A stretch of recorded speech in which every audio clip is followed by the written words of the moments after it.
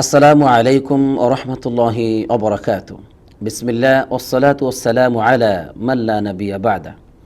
সুপ্রিয় দর্শক শ্রোতা, আমরা মসজিদ নববীর খুতবার অনুবাদ শুরু করছি। আজকের খতিব হচ্ছেন ফদিলাতুশ শেখ আহমদ বিন তালেব হুমাইদ হাফিজাহুল্লাহ।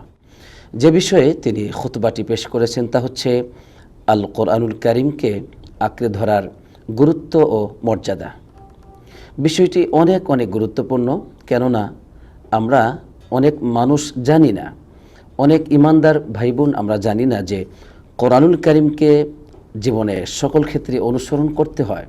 শুধু বিশ্বাস করার মধ্যেই আমাদের সম্মান ও মর্যাদা অর্জিত হবে না। এ বিষয়টি তিনি খুবই সুন্দরভাবে আলোকপাত করেছেন। তবে প্রথমেই তিনি চমৎকার একটি ভূমিকা পেশ করেছেন, যেই ভূমিকার মাধ্যমেই তিনি সুন্দরভাবে বুঝিয়েছেন যে এই কোরআনুল কারীমের মর্যাদা কতটুকু এবং এর আঁকড়ে ধরার গুরুত্ব কতটুকু। তিনি বলছেন, আল্লাহ সুবহানাহু ওয়া তাআলা ঈমানদার বান্দাদের উপর অনুগ্রহ করেছেন নিঃসন্দেহে, তাই তিনি তাদের মাঝে তিনি শ্রেষ্ঠ রাসূলকে প্রেরণ করেছেন, আর সেই শ্রেষ্ঠ রাসূলকে দান করেছেন কোরআনুল কারীম, যা শ্রেষ্ঠ কিতাব। এই কোরআন তাদেরকে সরল সঠিক পথ দেখায়। এই কোরআন তাদেরকে অন্ধকার পথ থেকে বের করে আলোর পথে নিয়ে আসে। এই কোরআন হচ্ছে তাদের জীবনে যাবতীয় ফিতনা থেকে বাঁচার আশ্রয়স্থল এবং বিপদ মুসিবত থেকে বাঁচার জন্য এই কোরআন হচ্ছে আল মুনকিজ, যা উদ্ধারকারী। এই কোরআনুল কারীমে রয়েছে অতীত মানুষের জীবনের জীবন কাহিনী এবং ভবিষ্যতে মানুষের জীবনের সমস্ত ঘটনাবলী কোরআনুল কারীমে রয়েছে। এ কোরআন এটা অহেতুক নয়, বরং এটা হচ্ছে আল ফসল, যা সত্য ও মিথ্যার মাঝে পার্থক্য সূচিতকারী। পক্ষান্তরে এ কোরআনুল কারীমকে যে ব্যক্তি অহংকার বশত পরিত্যাগ করবে, আমল করবে না, আল্লাহ রাব্বুল আলামিন অবশ্যই তাকে ধ্বংস করবেন। এই কোরআনুল কারীমকে বাদ দিয়ে যে ব্যক্তি অন্য কোনো পথে সে হেদায়েতের পথ খুঁজবে, সে ব্যক্তি পথভ্রষ্ট হবে। যে ব্যক্তি তার জীবনে সম্মান ও মর্যাদা পেতে চায় এবং সেটা কোরআনকে বাদ দিয়ে অন্য কোনো পথে সে তালাশ করে, সে ব্যক্তি যুল্লা, অপমানিত ও লাঞ্ছিত হবে, নাউযুবিল্লাহ। যে ব্যক্তি তার জীবনে সাহায্য পেতে চায় কোরআনুল কারীমকে বাদ দিয়ে কোরআনুর পথকে অবজ্ঞা প্রদর্শন করে, নিঃসন্দেহে সে ব্যক্তি হবে পরাজিত, পরাভূত। এই কোরআন হচ্ছে আল্লাহ তাআলার পক্ষ থেকে মানব জাতির জন্য শক্তিশালী একটি রশি, এবং এই কোরআনই হচ্ছে সরল সঠিক পথ। এই কোরআন দ্বারা যে ব্যক্তি কথা বলবে, সে ব্যক্তি অবশ্যই সত্য কথা বলবে। এই কোরআনুল কারীম দিয়ে যে ব্যক্তি তার বিচার কার্য, বিচার ফয়সালা করবে, সে ব্যক্তি অবশ্যই ন্যায়পরায়ণ বিচার ফয়সালা করবে। আবার যে ব্যক্তি এই কোরআনুল কারীমকে আমল করবে তার জীবনে, সে ব্যক্তি মহাপ্রতিদান পাবে। আর ওমান দাআ ইলাইহি হুদিয়া ইলা সিরাতি মুস্তাকিম, যে ব্যক্তি ডাকবে মানুষকে এই কোরআনের পথে, সে ব্যক্তি পেয়ে যাবে সরল সঠিক পথ। আলহামদুলিল্লাহ। এই চমৎকার একটি ভূমিকা তিনি পেশ করার পর এবার তিনি বলছেন, আল্লাহ রাব্বুল আলামিন দায়িত্ব গ্রহণ করেছেন, যে কোনো ব্যক্তি এই কোরআনুল কারীমকে পাঠ করবে এবং সে এই কোরআন অনুযায়ী তার জীবনকে গঠন করবে, সে ব্যক্তির পুরস্কার হচ্ছে আল্লাহ ইয়াদুল্লা ফিদ দুনিয়া ওয়ালা ইয়াশকা ফিল আখিরা। সে ব্যক্তি দুনিয়াতে কোনো অবস্থাতেই পথভ্রষ্ট হবে না, সে আখিরাতে হতভাগ্যদের অন্তর্ভুক্ত হবে না। আলহামদুলিল্লাহ। আবার অপরদিকে যে ব্যক্তি এই কোরআনুল কারীমকে পরিত্যাগ করবে, পৃষ্ঠ প্রদর্শন করবে, কোরআনকে অবজ্ঞা প্রদর্শন করবে, খসিরাত দুনিয়া ওয়াল আখিরা, সে ব্যক্তি দুনিয়াতে এবং আখিরাতে চরমভাবে ক্ষতিগ্রস্ত হবে, নাউযুবিল্লাহ। সম্মানিত খতিব সাহেব তার এই পয়েন্টটিকে আরেকটু স্পষ্ট করার জন্য তিনি সূরাতুত তাহা থেকে কয়েকটি আয়াতে কারিমা তেলাওয়াত করেছেন এবং সহিহ মুসলিম থেকে তিনি একটি হাদিস পাঠ করেছেন, যা আমি আপনাদের সামনে পেশ করছি। আল্লাহ রাব্বুল আলামিন বলছেন, সূরাতুত তাহার 123 নম্বর আয়াতে ফামানিত্তাবা হুদায়া ফালা ইয়াদিল্লু ওয়ালা ইয়াশকা, যে ব্যক্তি আমার এই পথ নির্দেশিকাকে অনুসরণ করবে সে ব্যক্তি পথভ্রষ্ট হবে না, সে ব্যক্তি হতভাগ্য হবে না। অর্থাৎ এটা হচ্ছে তার দুনিয়ার জীবনের একটি পুরস্কার, আলহামদুলিল্লাহ, এমনকি আখিরাতেও। আর যে ব্যক্তি এই কোরআনুল কারীমকে অবজ্ঞা প্রদর্শন করবে, আল্লাহ তাআলা বলছেন ওমান আ'রাদা আন যিকরি ফাইন্না লাহু মাঈশাতান দনকা, যে ব্যক্তি আমার এই জিকিরকে অর্থাৎ কোরআনুল কারীমকে অবজ্ঞা প্রদর্শন করবে তার জন্য রয়েছে জীবন সংকুচিত জীবন, যে জীবনে সত্যিকার অর্থে বাহ্যিকভাবে সুখ দেখা গেলেও ভিতরে রয়েছে সংকুচিত এক ব্যর্থ জীবন, নাউজুবিল্লাহ। তীর প্রতিষেধক স্বরূপ এ কোরআন হচ্ছে তাদের জন্য আলোর পথ, হেদায়েতের পথ। কোরআন হচ্ছে তাদের জন্য সুসংবাদ, আলহামদুলিল্লাহ। আল্লাহ রাব্বুল আলামিন সূরাত ইউনূসের 57 নম্বর আয়াতে কারিমা বলছেন ইয়া আইয়ুহান নাস ক্বাদ জাআকুম বুরহানুম ইয়া আইয়ুহান নাস ক্বাদ জাআতকুম মাউইযাতুম মির রাব্বিকুম ওয়া শিফাউল লিমা ফিস সুদুরি ওয়া হুদা ওয়া রাহমাতুল লিল মুমিনিন। সুবহানাল্লাহ। হে মানব জাতি, তোমাদের রবের পক্ষ থেকে তোমাদের জন্য এসেছে উপদেশনামা এবং অন্তরকরণের রোগের প্রতিষেধক, আর এই কোরআন হচ্ছে হেদায়েত স্বরূপ এবং মুমিনদের জন্য রহমত স্বরূপ, আলহামদুলিল্লাহ। অতএব আলোর পথ পেতে চাইলে এই কোরআনই আপনাকে জীবনে অন্ধকার পথ থেকে সতর্ক করে আলোর পথ দেখাতে পারে। আল্লাহ রাব্বুল আলামিন কোরআন সম্পর্কে আমাদেরকে জানিয়েছেন যে কোরআনুল কারীম হচ্ছে মুক্তির পথ, কোরআনুল কারীম হচ্ছে আলোর পথ, যা এমন একটি কিতাব যেই কিতাবকে অনুসরণ করলে পরে আমরা পাবো দুনিয়ার জীবনে রহমত, বরকত, সম্মান, মর্যাদা এবং সঠিক পথ। এই মর্মে আল্লাহ তাআলা সূরাতুন নিসার 174 এবং 75 নম্বর আয়াতে কারিমে বলছেন ইয়া আইয়ুহান নাস ক্বাদ জাআকুম বুরহানুম মির রাব্বিকুম, হে মানবজাতি, তোমাদের কাছে এসেছে তোমাদের রবের পক্ষ থেকে দলিল প্রমাণ। ওয়া আনজালনা ইলাইকুম নূরাম মুবিনা, এবং তোমাদের কাছে আমি নাজিল করেছি স্পষ্ট নূর, আলো, আলহামদুলিল্লাহ। অতএব ফাআম্মাল্লাযীনা আমানু বিল্লাহ ওয়া আতাসামু বিহি, যারা আল্লাহ তাআলার প্রতি ঈমান আনবে এরপর তারা এই কোরআনকে শক্তভাবে আঁকড়ে ধরবে। আল্লাহ তাআলা বলছেন ফাসাইয়ুদখিলুহুম ফি রাহমাতিম মিনহু ওয়া ফাদল, অচিরেই আল্লাহ তাআলা তাদেরকে তার রহমতে প্রবেশ করাবেন, তার নিয়ামতে উপঢৌকনে পুরস্কারে প্রবেশ করাবেন, আলহামদুলিল্লাহ। আর অচিরেই তাদেরকে কি দিবেন? ওয়াহদিহিম ইলাইহি সিরাতাম মুস্তাকিমা, আল্লাহ তাআলা তাদেরকে তার পথে সঠিক পথে পরিচালিত করবেন, আলহামদুলিল্লাহ। এটা কখন? যখন আল্লাহর প্রতি ঈমান আনার পরে এই কোরআনকে, এই দলিল প্রমাণকে, এই আলোকে শক্তভাবে আমরা আমাদের জীবনের সকল দিক এবং বিভাগে আঁকড়ে ধরব, তখনই এই পদমর্যাদায় আল্লাহ তাআলা আমাদেরকে ভূষিত করবেন, আলহামদুলিল্লাহ।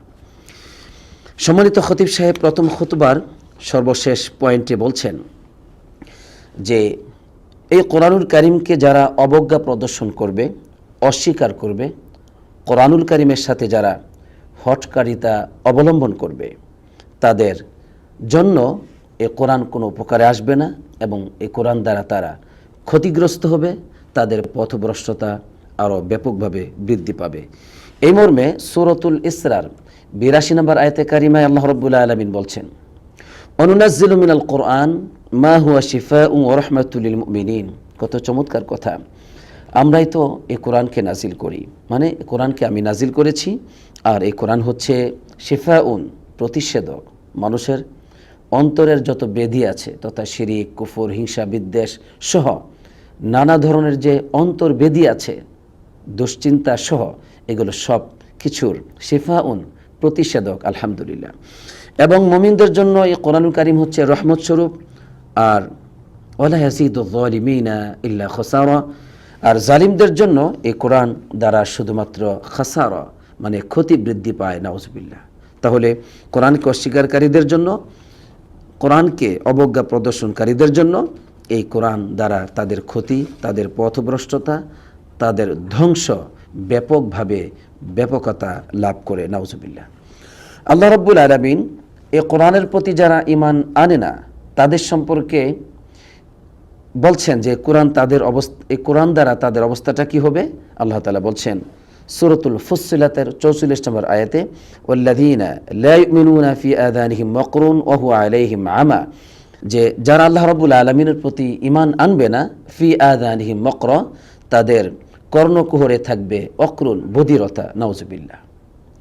এবং ওয়া হুয়া আলাইহিম আমা, এই কোরআন তাদের অন্তরকরণে অন্ধত্বের সৃষ্টি করবে। নাউজুবিল্লাহ। তাহলে দেখুন, আল্লাহর প্রতি, কোরআনুল কারীমের প্রতি ঈমান না আনলে ওই মানুষগুলোর শাস্তি হচ্ছে যে তাদের অন্তরে থাকবে অন্ধত্ব থাকবে, অন্তরে ব্যাপকভাবে অন্ধত্ব বৃদ্ধি পাবে এবং তাদের যে শ্রবণ শক্তি আছে এই কর্ণকুহরে থাকবে বধিরতা, তারা কোরআন শুনতে পাবে না, কোরআন দ্বারা তাদের কোনো উপকার আসবে না, বরং আল্লাহ তাআলা বলছেন ইল্লা খসারা, তাদের জীবনে আরও ক্ষতি বৃদ্ধি পাবে, কুফরি, পথভ্রষ্টতা এবং হঠকারিতা ব্যাপকভাবে বৃদ্ধি পাবে। নাউজুবিল্লাহ। এখানেই সম্মানিত খতিব সাহেব প্রথম খুতবাটি শেষ করেছেন। এরপর দ্বিতীয় খুতবায় তিনি কোরআনুল কারীমের মর্যাদা সম্পর্কে চমৎকার কিছু আরও সুন্দর সুন্দর কথা বলেছেন। তিনি বলছেন, হে আল্লাহর বান্দারা, এই কোরআনুল কারীম হচ্ছে এমন একটি কিতাব যা দ্বারা অসংখ্য কওমকে আল্লাহ তাআলা ব্যাপকভাবে তাদের সম্মান মর্যাদাকে বৃদ্ধি করেন। সুবহানাল্লাহ।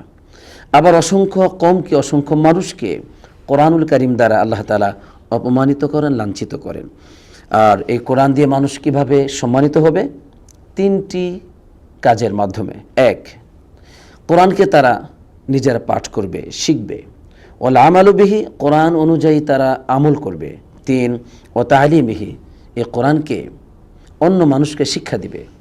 যখনই এই 3টি কাজ তাদের জীবনে পাওয়া যাবে, ঠিক তখনই এই কোরআন দিয়ে আল্লাহ তাআলা ওই জাতির, ওই ব্যক্তির, ওই সমাজের মানুষের সম্মানকে পৃথিবীর মানচিত্রে বহুগুণে বৃদ্ধি করে দিবেন। সুবহানাল্লাহ।